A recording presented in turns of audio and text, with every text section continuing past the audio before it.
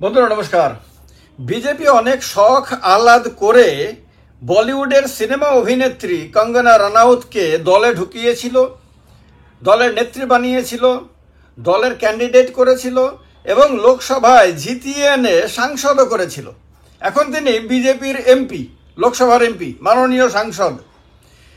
BJP ভেবেছিল কঙ্গনা রানাউতের, যেহেতু তিনি অভিনেত্রী, যেহেতু তার খানিকটা হলেও জনপ্রিয়তা রয়েছে, সারা দেশের মানুষ, অনেক মানুষই তাকে চেনে, তার এই পরিচিতিকে কাজে লাগিয়ে দল সামনের দিকে এগিয়ে যাবে, দল শক্তিশালী হবে, দলকে এগিয়ে নিয়ে যাবে কঙ্গনা রানাউত, দলকে নেতৃত্ব দিয়ে সামনের রাস্তা দেখাবে।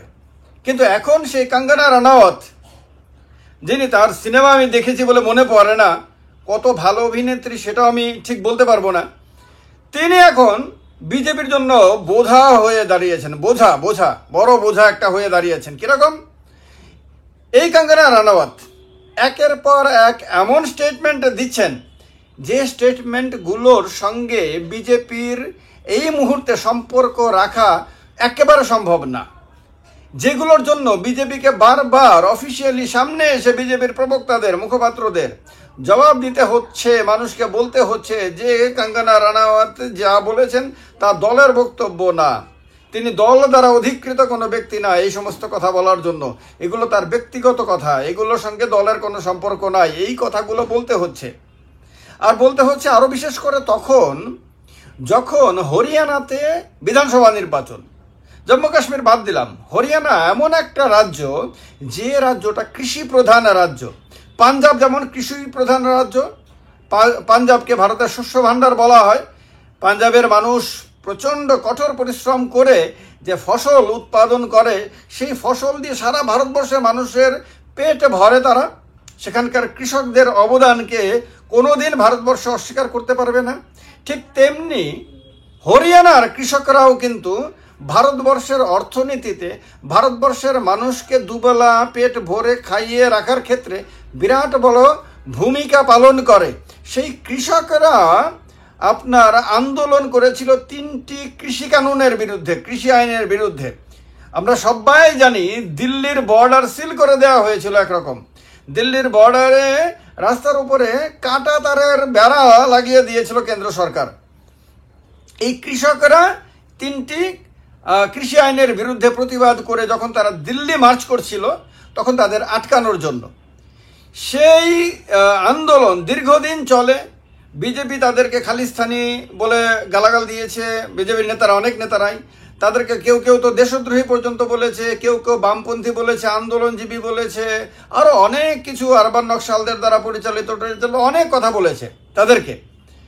কিন্তু শেষ পর্যন্ত দেশের প্রধানমন্ত্রী হাত জোর করে সেই কৃষকদের কাছে ক্ষমা চেয়ে কথা দিয়েছিলেন, ঘোষণা করেছিলেন যে সেই যে 3টি কৃষি আইন, যেগুলি একরকম জোর করে পার্লামেন্টে পাশ করানো হয়েছিল, সে কোনো আলোচনা ছাড়া, বিরোধীদের কোনো প্রতিবাদকে একেবারে গুরুত্ব না দিয়ে, সংখ্যাগরিষ্ঠতার পূর্ণ শক্তি প্রয়োগ করে এবং ক্ষমতার অহংকার যাকে বলে, সেই ক্ষমতার অহংকারকে প্রদর্শিত করে সেই 3টি কৃষি আইনকে প্রত্যাহার করার প্রতিশ্রুতি দিয়েছিলেন।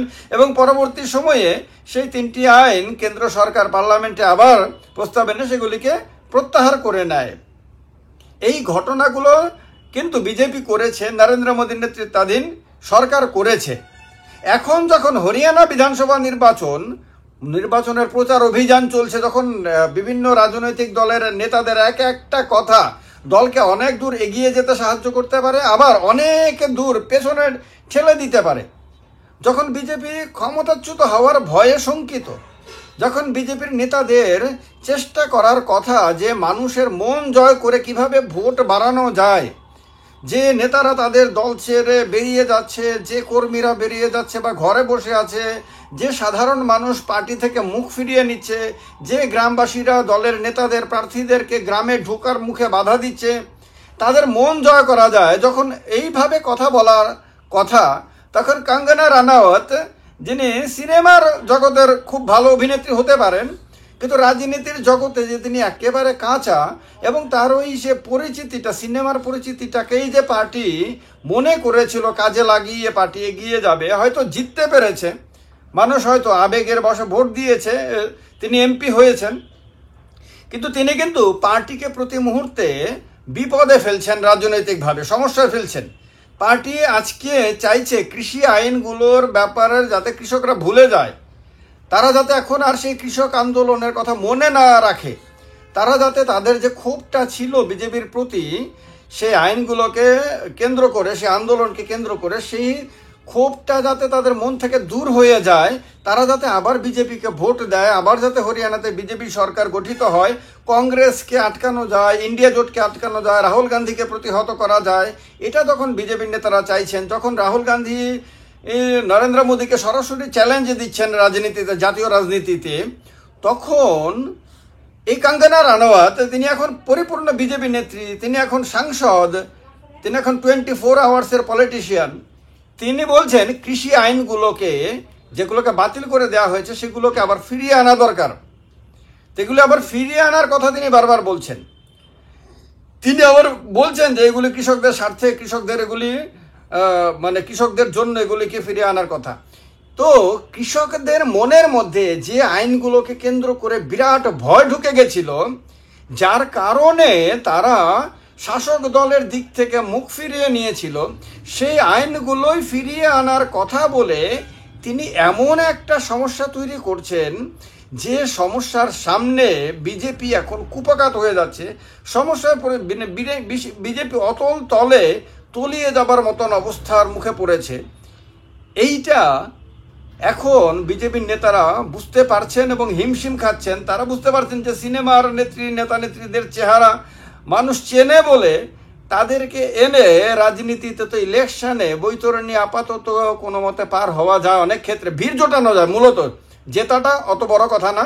তাহলে তো সিনেমার অভিনেতা অভিনেত্রীরাই তো দেশে সরকার গঠন করতে পারতো। তারা একটা পার্টি বানিয়ে বলিউড পলিটিক্যাল পার্টি এরকম নাম দিয়ে তারাই তো দেশের কেন্দ্র সরকার, বিভিন্ন রাজ্য সরকার তারাই তো বানাতে পারতো। কিন্তু তা তো হয় না। তা হয় না এই কারণে তাদের দেখার জন্য মানুষ ভিড় জোটায়। তারা যে ইলেকশনে জিতে আসে মূলত সেই পলিটিক্যাল পার্টির সংগঠনের উপর নির্ভর করে। কোনো পলিটিক্যাল পার্টির সংগঠন যদি মজবুত না হয় তাহলে কোনো কঙ্গনা রানাওয়াত কোনোদিন এমপি হতে পারবেন না, কোনো অমিতাভ বচ্চন কোনোদিন এমপি হতে পারবেন না, কোনো শাহরুখ খান, কোনো আমির খানের পক্ষে বা কোনো জিতেন্দ্রের পক্ষে, কারোর পক্ষেই কোনোদিন এমপি হওয়া সম্ভব না যদি তাদের হয়ে কাজ করার জন্য কোনো প্রশিক্ষিত ক্যাডার বাহিনী না থাকে। বিজেপির মতন বা কংগ্রেসের মতন কোনো সংগঠন যদি না থাকে, দলের জনপ্রিয়তা যদি না থাকে, তাহলে এই অভিনেতা অভিনেত্রীরা কোনোদিন জিতে আসতে পারবেন না। হেমা মালিনী বারবার লোকসভাতে জিতে আসেন বিজেপির সংগঠনের ওপর নির্ভর করে। এটা ভাবলে ভুল হবে যে হেমা মালিনীর চেহারা দেখে মানুষ ভোট দিয়ে দেয়, একেবারেই তা না। তো কঙ্গনা রানাওয়াতের মধ্যেও একটা অহংকার জন্ম নিয়েছে বলে মনে হয়, যে তিনি বোধহয় মনে করতে শুরু করেছেন যে তার জনপ্রিয়তার কারণে, তার ব্যাপক গ্রহণযোগ্যতার কারণে মানুষ তাকে ভোট দিয়েছে, তাকে জিতিয়েছে। একেবারে তা না। মান্ডি লোকসভা আসন থেকে কঙ্গনা রানাওয়াত জিতেছেন এই কারণে যে তিনি বিজেপির ক্যান্ডিডেট হয়ে দাঁড়িয়েছেন। তিনি যদি বিজেপির ক্যান্ডিডেট না হয়ে একজন নির্দল ক্যান্ডিডেট হতেন তাহলে জেতা তো অনেক দূরের কথা, তার পক্ষে হয়তো 1 লক্ষ ভোট বা 50,000 40,000 ভোট পাওয়াই হয়তো সম্ভব হতো না। তো তার মধ্যে যে অহংকার তৈরি হয়েছে, যার কারণে তিনি বিভিন্ন সময় বলেছেন সারা দেশে তার ব্যাপক জনপ্রিয়তা, অমিতাভ বচ্চনের পরেই বোধহয় তার জনপ্রিয়তা সারা দেশে, তিনি বিভিন্ন সময় এরকম বোঝাতে চেয়েছেন। তো সেই কঙ্গনা রানাওয়াত বিজেপির জন্য আজকে একজন বোঝা রাজনৈতিকভাবে, বিশেষ করে হরিয়ানা বিধানসভা নির্বাচনের ঠিক আগ মুহূর্তে। এই বোঝাকে সরিয়ে বিজেপি কতটা স্বস্তি ফিরিয়ে আনতে পারে সেটা দেখার জন্য সবার কৌতূহল রয়েছে। আর রাজনীতিতে এই সিনেমা অভিনেতা অভিনেত্রীদের এই যে এনে যে নাটক করানো, সেই নাটকটা কতটুকু বিজেপির জন্য লাভদায়ক হতে পারে এই কঙ্গনা রানাওয়াতের মন্তব্যের পরিপ্রেক্ষিতে হরিয়ানা বিধানসভার রেজাল্টের দিক থেকেই অনেকটা বোঝা যাবে। আপনাদের কি মন্তব্য এক্ষেত্রে এই সমস্ত অভিনেতা অভিনেত্রীদের সম্বন্ধে জানাবেন। ভালো লাগলে ভিডিওটি লাইক করবেন, শেয়ার করবেন, কমেন্ট করবেন আর চ্যানেলটিকে অবশ্যই সাবস্ক্রাইব করে নেবেন। জয় হিন্দ, বন্দে মাতরম।